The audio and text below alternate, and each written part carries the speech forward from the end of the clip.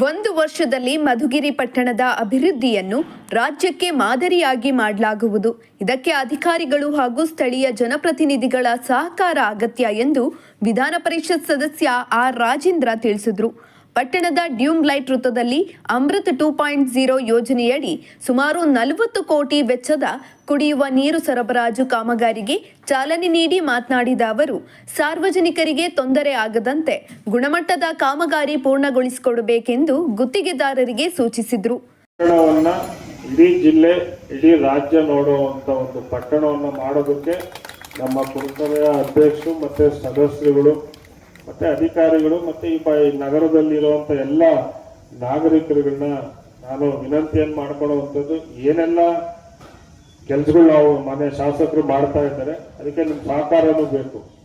ಬರೀ ನಾನು ಮಾಡ್ತೀನಿ, ಸಚಿವರು ಮಾಡ್ತಾರೆ, ಎಲ್ಲ ಅಧಿಕಾರಿಗಳು ಮಾಡ್ತಾರೆ ಅಂತ ಆಗ್ಬಾರ್ದು. ನಿಮ್ದೆಲ್ಲರೂ ಸಹಕಾರ ಬೇಕು. ಯಾಕಂದ್ರೆ ಒಂದು ಪಟ್ಟಣ ಅಭಿವೃದ್ಧಿ ಆಗ್ಬೇಕು. ಯಾಕಂದ್ರೆ ಈಗ ಏನ್ ನಾವು ಕೆಲಸ ಮಾಡ್ತೀವಿ 50 ವರ್ಷ ಇರುತ್ತೆ.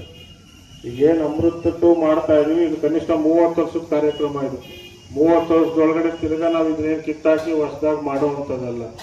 JJM ಏನ್ ಕೆಲಸ ಮಾಡ್ತಾ ಇದೀವಿ ಅದು 30 ವರ್ಷ. ಅಮೃತ್ 2 ಅಲ್ಲಿ ನಗರದಲ್ಲಿ ಏನ್ ನೀರು ಪೈಪ್ಲೈನ್ ಕನೆಕ್ಷನ್ ಕೊಡ್ತಾ ಇದೀವಿ ಇದು 30 ವರ್ಷದ ಕಾರ್ಯಕ್ರಮ. ಸೊ ಅದರಿಂದ ಯಾರೆಲ್ಲ ಸದಸ್ಯರುಗಳು ಇದ್ದೀರಿ, ಯಾರೆಲ್ಲ ನಮ್ಮ ಈ ಭಾಗದ ಮುಖಂಡಗಳಿರ್ಬೋದು, ನಾಗರಿಕರುಗಳಿರ್ಬೋದು, ವಿನಂತಿಯನ್ನು ಮಾಡ್ಕೊಳ್ಳುವಂಥದ್ದು ನಿಮ್ದೆಲ್ಲರ ಸಹಕಾರ ಬೇಕು.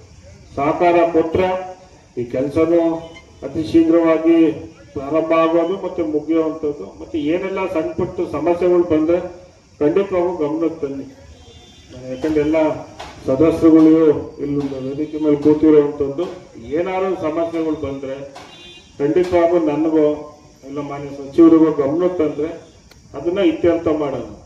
ಒಂದು ವರ್ಷದಲ್ಲಿ ಇವತ್ತಿಂದ ಸೋಮವಾರದಿಂದ ಪ್ರಾರಂಭ ಮಾಡಬೇಕು.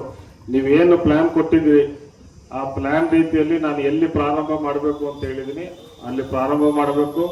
ಮತ್ತೆ ಏನು ಫಸ್ಟ್ ಬ್ಲಾಕ್ ಅಲ್ಲಿ ನೀವು 2 ಏನು ಟೀಮ್ ಬಿಡ್ತಿರೋ 3 ಟೀಮ್ ಬಿಡ್ತಿರೋ ನನಗೆ ಗೊತ್ತಿಲ್ಲ. ಆದಷ್ಟು ಬೇಗ ಫಸ್ಟ್ ಬ್ಲಾಕ್ ಅಲ್ಲಿ ಬೇಗ ಮುಗಿಬೇಕು. ಅದಾದ್ಮೇಲೆ ಯಾಕಂದ್ರೆ ನಿಮ್ಮದು ಮುಗಿದ್ರೆ ತಿರ್ಗಾ ಅಲ್ಲಿ ಮೈನಾರಿಟಿ ವರ್ಕ್ ಪ್ರಾರಂಭ ಮಾಡಬೇಕು. ಸೊ ಮತ್ತೆ ಮಳೆಗಾಲ ಇದೆ, ಮಳೆಗಾಲ ಇರೋದ್ರಿ ಇನ್ನ ಬಂದೇ ಇಲ್ಲಪ್ಪ ಮಳೆ.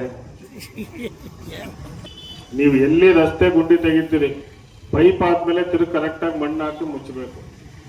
ನಾನು ಅದ್ರಲ್ಲಿ ಮಾತ್ರ, ಯಾಕಂದ್ರೆ ನಾಳೆ ಬೆಳಿಗ್ಗೆ ಯಾರಾದ್ರೂ ಈ ವೆಹಿಕಲ್ ಅಲ್ಲಿ ಹೋಗ್ಬೇಕಾದ್ರೆ ಹಳ್ಳ ಸರಿ ಮುಚ್ಚಿ ನೀರು ತುಂಬಿದ್ರೆ ಏನಾದ್ರು ಸಮಸ್ಯೆ ಆದ್ರೆ ಅದು ನಮ್ಮೇಲೆ ಬರುತ್ತೆ. ಸೊ ಅದರಿಂದ ಅದು ಆಗ್ದಲೇ ರೀತಿಯಲ್ಲಿ ನೀವು ಏನ್ ಕೆಲಸ ಮಾಡ್ತೀರಾ ಅದನ್ನ ನೋಡ್ಬೇಕು ಅಂತ ನಾನು ನಿಮ್ಮನ್ನ ಕೇಳ್ಕೊಳ್ಳುವಂಥದ್ದು. ಮತ್ತೆ ಇದು ನಂತರ ಪುರಸಭೆ ಅಧ್ಯಕ್ಷರಾದ ಲಾಲಾಪೇಟೆ ಮಂಜುನಾಥ್ ಮಾತನಾಡಿ, ಸಹಕಾರಿ ಸಚಿವರಾದ KN ರಾಜಣ್ಣ ಹಾಗೂ ವಿಧಾನ ಪರಿಷತ್ ಸದಸ್ಯ ಆರ್ ರಾಜೇಂದ್ರ ಅವರ ದೂರದೃಷ್ಟಿಯ ಫಲವಾಗಿ ಮಧುಗಿರಿ ಪಟ್ಟಣದ ಅಭಿವೃದ್ಧಿಗೆ ಈಗಾಗಲೇ 80 ಕೋಟಿ ಅನುದಾನ ಬಿಡುಗಡೆಯಾಗಿದೆ ಎಂದು ಸಂತಸಪಟ್ಟರು. ಹೊಸ ರಸ್ತೆಗಳನ್ನ ನಿರ್ಮಾಣ ಮಾಡಿ ಮತ್ತೆ ಇವರೆಲ್ಲ ರೋಡ್ ಎಲ್ಲ ತೆಗಿತಾರೆ ಅಂತೇಳಿ ಆ ಒಂದು ಕಾಮಗಾರಿಗಳನ್ನ ಸ್ವಲ್ಪ ತಡ ಮಾಡಿರ್ತಕ್ಕಂಥದ್ದು. ಯಾಕಂತಂದ್ರೆ ನಾವು ಈಗೆಲ್ಲ ಹೊಸದಾಗಿ ಟಾರ್ ಹಾಕಿದ್ಮೇಲೆ ಮತ್ತೆ ಇವರೆಲ್ಲ ಪೈಪ್ ಲೈನ್ಗೋಸ್ಕರ ರೋಡ್ ಎಲ್ಲ ರಸ್ತೆ ತೆಗೆದು ಹಾಳು ಮಾಡ್ತಾರೆ ಅಂತೇಳಿ ಈ ಒಂದು ಯೋಜನೆಯನ್ನ ತುರ್ತಾಗಿ ಮಾಡ್ತಾ ಆ ಒಂದು ಹೊಸ ಒಂದು CC ರೋಡ್ ಆಗಿರ್ಬೋದು ಅಥವಾ ಡಾಂಬರ್ ಮಾಡೋದಾಗಿರ್ಬೋದು ಈ ಒಂದು ಯೋಜನೆಗಳನ್ನ ಮಾಡಬೇಕು. KN ರಾಜಣ್ಣ ಸರ್ ಹಾಗೂ ಅವರ ಸುಪುತ್ರರಾದಂತಹ ರಾಜೇಂದ್ರಣ್ಣನವರು ಮಧುಗಿರಿ ಟೌನೇ ಅಲ್ಲ ಇನ್ನು ಇತರೆ ಹಳ್ಳಿಗಳಿಗೆಲ್ಲ ಒಂದು ಒಳ್ಳೆ ಅನುಕೂಲ ಮಾಡಿಕೊಡ್ಬೇಕು ಅನ್ನೋ ನಿಟ್ಟಿನಲ್ಲಿ ಒಂದು ಕೆಲಸ ಮಾಡೋದಕ್ಕೆ ಹುಮ್ಮಸ್ಸಿಂದ ನಿಂತಿರ್ತಕ್ಕಂಥ ಒಂದು ನಮ್ಮ ಭಾಗದ ನಮ್ಮ ಅದೃಷ್ಟನ ಅಂತಾನೆ ತಿಳ್ಬೋದು. ಈ ಒಂದು ಟೌನ್ ವ್ಯಾಪ್ತಿಗೆ ಒಂದು 500 ಮನೆಗಳನ್ನು ಮಂಜೂರು ಮಾಡ್ತಿರ್ತಕ್ಕಂಥದ್ದು. ಅತಿ ಶೀಘ್ರದಲ್ಲಿ ಅದನ್ನು ಎಲ್ಲ ಮಂಜೂರಾತಿ ಪತ್ರವನ್ನು ವಿತರಣೆ ಮಾಡೋದಕ್ಕೂ ಎಲ್ಲ ಸಕಲ ಸಿದ್ಧತೆಗಳು ನಡೀತಾ ಇರ್ತಕ್ಕಂಥದ್ದು.